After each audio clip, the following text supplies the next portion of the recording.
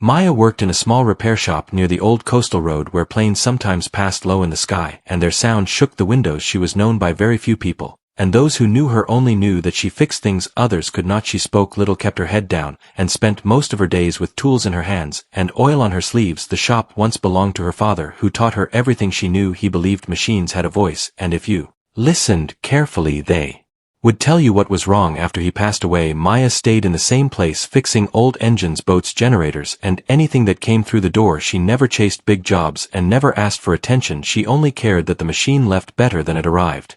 Not far from her shop stood Orion Aerotech, a giant company of glass, steel, and noise. Inside it worked hundreds of engineers, designers, and planners. They were proud people, confident in numbers, screens, and data. The company belonged to Victor Hale, a billionaire, who built his success through speed control and bold decisions. He believed problems were solved by pressure and deadlines. When Orion began working on a new jet engine meant to change private flight, everything seemed perfect on paper. The engine was powerful, light, and advanced, but during testing it failed again and again. No matter what they changed, it shut down without warning. The engineers worked day and night. They replaced parts, rewrote programs, and checked every measurement. The hangar filled with tension. Voices grew sharp, patience grew thin. The engine would start smoothly, run strong, and then suddenly lose balance and stop. Each failure cost money, time, and trust. Victor visited the hangar, often watching in silence. His presence alone made people nervous. He wanted results, and he wanted them fast. After many failed tests, a young engineer quietly said the engine sounded wrong, not broken, just wrong. The comment was ignored at first, but it stayed in Victor's mind. That night he stood alone near the silent engine, listening to the metal cool. He remembered his childhood and his mother's old car that made strange sounds before stopping forever. She used to say machines spoke if people cared to listen. That memory pushed him to do something unusual. The next morning, Victor ordered his team to look outside the company for help. Not consultants, not analysts, but real mechanics, people who worked with their hands and trusted their senses. The search led someone down the coastal road to the small repair shop with the faded sign. A man from Orion stepped inside and looked around at the quiet space filled with tools and old parts. Maya looked up from her work and waited. He explained that they had a jet engine that no one could fix and that many believed it was impossible. Maya listened without interrupting. When he finished, she simply said, "Machines do not know impossible."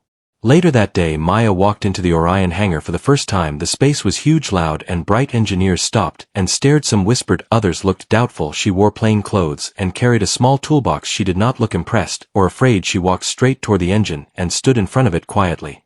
Victor watched from above, expecting questions or confidence. Instead, Maya placed her hand on the engine and closed her eyes. She did not touch any tools. She listened. The hangar grew silent. Minutes passed. An engineer finally spoke, saying they had already tested everything. Maya opened her eyes and replied that they tested how it worked, not how it felt.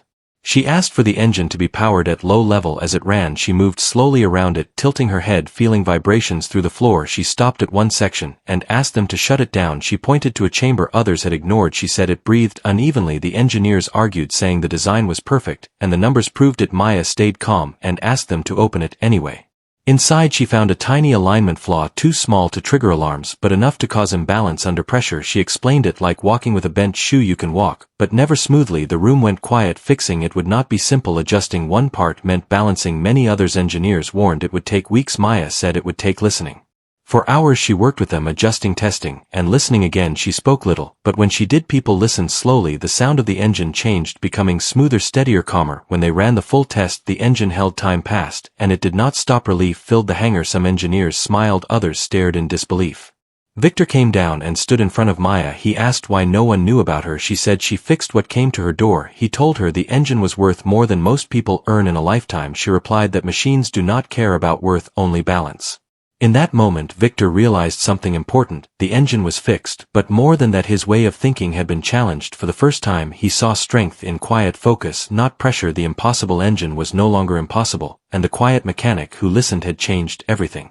After the engine passed its full test, the hangar felt different, like a storm had moved away, leaving clear air behind. Engineers who had been tense for days now spoke softly, and some even laughed. Maya packed her small toolbox without celebrating. She believed the work was done, and that was enough. Victor, however, did not leave. He stood watching her, as if trying to understand how someone so quiet had solved a problem that defeated an entire team.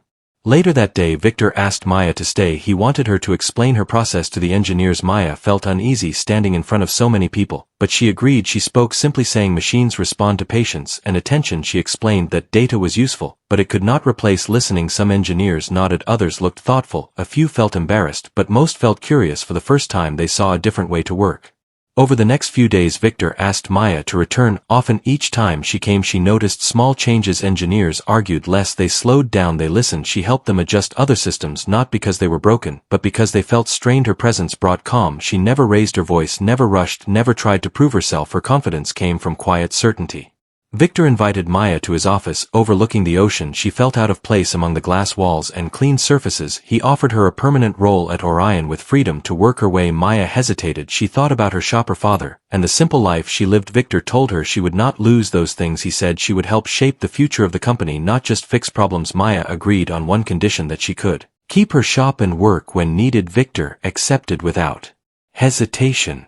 News of her role spread through the company. Some welcomed her, others doubted her because she did not look or speak like a leader, but results followed. Her methods reduced failures, improved designs, and changed how teams worked. Junior engineers felt seen and heard for the first time. Maya encouraged them to trust their senses as well as their screens. She listened to their concerns just as she listened to engines. One evening Victor visited her shop. The place was quiet, filled with familiar smells of oil and metal. He noticed old photos on the wall, including one of Maya and her father. Victor asked about him. Maya spoke softly, saying he taught her everything he believed. Good work did not need noise. Victor nodded, realizing how much that lesson mattered. As weeks passed, the jet project moved closer to launch. The once impossible engine now ran smoothly and reliably. Investors returned, confidence grew, and the company regained momentum. Victor prepared for a public announcement and insisted Maya stand with the team. She did not want attention, but understood the importance of showing a new kind of success.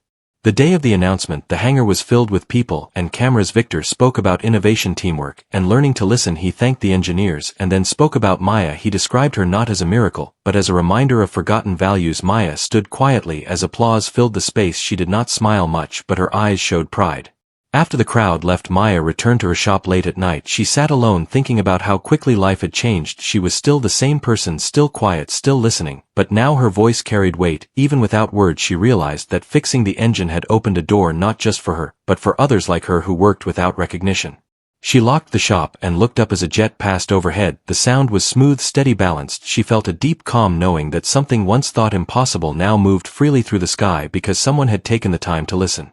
As months passed, Maya became a steady presence at Orion, not loud, not demanding, but always noticed in quiet ways. Engineers began to wait for her opinion before finishing work. They learned that when Maya paused and listened, something important usually followed. She spent time walking through hangars, touching metal surfaces, feeling heat and vibration. She said engines spoke before they failed, and if people learned that, language problems would never grow large. Victor watched these changes closely. He saw teams working with more care and less fear. Deadlines were still met, but without panic. Mistakes were caught earlier, and people felt proud of their work again. Victor realized that his company was not just building machines anymore, it was rebuilding trust. He often thought about how close he came to losing everything by refusing to listen. Maya never acted like she owned this success. She still arrived early, left late, and kept notes in a small worn book. Her advice was always simple: slow down, pay attention, respect the process. Younger engineers often followed her around, asking questions. She answered kindly, never making anyone feel small. Some of them reminded her of herself years ago, unseen and unheard.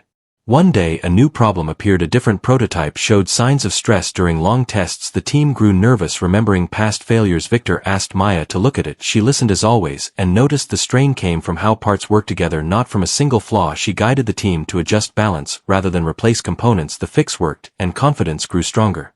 Outside the company, Maya life also changed. Her shop saw more visitors. Some came with machines, others came just to meet her. She welcomed everyone but never chased praise. She still fixed engines with the same care as before. She kept her father's tools clean and in use, believing his presence lived through her work. Victor and Maya spoke more often, not as boss and worker, but as two people learning from each other. Victor admitted that he once believed strength meant control. Maya showed him that strength could also mean patience and humility. He shared his fears about the future and the pressure of leadership. Maya listened without judging, offering quiet insight rather than answers. As the jet project neared its first major flight, the atmosphere grew intense but different from before. People trusted their work. The engine ran smooth and calm during final checks. Maya stood beside it, placing her hand on the casing, feeling steady vibration. She felt pride not in herself, but in the collective effort around her. The day of the flight arrived. Crowds gathered at the airfield, cameras pointed toward the sleek aircraft. Victor stood with his team, including Maya, though she stayed slightly back. The engine started, and its sound filled the air. Strong yet balanced, the jet moved down the runway and lifted into the sky without struggle. Cheers erupted, but Maya simply watched quietly, listening, even as it disappeared into the clouds. The flight succeeded beyond expectations. News spread quickly calling it a breakthrough. Victor gave interviews crediting the team and the change in culture. He spoke about listening, respect, and balance. Though he did not always name Maya directly, people knew her role. Engineers from other companies reached out curious about these methods. Maya continued her work unchanged by attention. She returned to her shop, often finding comfort in routine. One evening she sat alone reviewing notes when a young mechanic visited seeking advice. Maya listened and shared simple guidance about patience and care. The mechanic left inspired, reminding Maya of her own early days. She realized then that her greatest impact was not fixing machines but helping people trust themselves. Her quiet approach had created space for others to grow. The impossible engine was only the beginning. A new way of working had taken root, one built on listening, balance, and respect. As night fell, Maya closed her shop and looked toward the distant lights of Orion. She felt content knowing that change did not need noise, it only needed someone willing to listen. Years moved forward quietly, and the changes Maya helped create continued to grow without noise. Orion became known not only for powerful aircraft but for calm, disciplined work. Engineers from many places wanted to learn this approach, and some came to observe how teams listened before acting. Maya never liked being called a symbol or leader, but people naturally followed her example because it worked. She stayed the same person, wearing simple clothes, speaking softly, and focusing on the task in front of her. Victor slowly prepared to step away from daily leadership. He had achieved more than he once imagined, yet felt his greatest success was learning to change. He often said that Maya fixed more than an engine, she fixed a way of thinking. Before his final day, he asked her to walk with him through the hangar where it all began. They stood near the original engine, now resting as a reminder. Victor thanked her not with praise but with honesty, saying she helped him remember why he started building things in the first place. On his final day, Victor spoke to the company. He talked about pressure and speed, and how they once believed those things created greatness. He then spoke about listening, patience, and respect, and how those values carried them further than force ever could. Maya stood in the crowd, unnoticed by many, but deeply felt by those who knew. The applause was long, but she stayed calm, knowing real work continued beyond words. After that day, Maya reduced her time at Orion. She chose to mentor a smaller group while spending more hours at her shop. The shop remained simple, but now people treated it with respect. Young mechanics often visited, asking questions and sharing problems. Maya listened carefully, guiding them to find answers themselves. She believed people learned best when they felt trusted. One evening a child stopped by with an old broken machine inherited from a family member. The machine did not work, and many said it never would. Maya knelt down, listened, and smiled, saying every machine has a story, and stories deserve care. She worked slowly, explaining each step. The machine came back to life, and the child's eyes filled with joy. That moment meant more to Maya than any public success. As time passed, stories spread about the quiet mechanic who changed an industry without raising her voice. Some exaggerated, some stayed true. Maya ignored them. She measured success by balance in sound and calm in people. She still believed machines reflected those who worked on them. When people rushed, machines strained. When people listened, machines responded. Late one night, Maya stood outside her shop watching a jet pass overhead. Its sound was smooth and steady like a deep breath. She felt peace knowing that something once impossible now moved freely because patience had been chosen over force. Her life had changed, but her purpose remained the same. She closed the shop door and walked home under a quiet sky, content not because she was known but because she listened, and in doing so helped others listen too.